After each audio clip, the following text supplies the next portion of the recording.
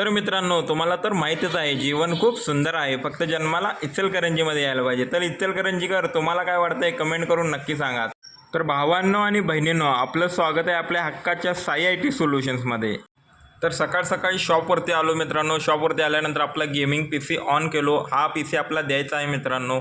तर 4 RGB fan असलेला cabinet आहे. 24 इंची बॉर्डरलेस IPS पॅनल कन्सिस्टंट कंपनीचा मॉनिटर आहे. तर चेअरवरनं उठूया म्हटलं आणि सरळ कस्टमरला आपल्या पी सी दाखवूया म्हटलं.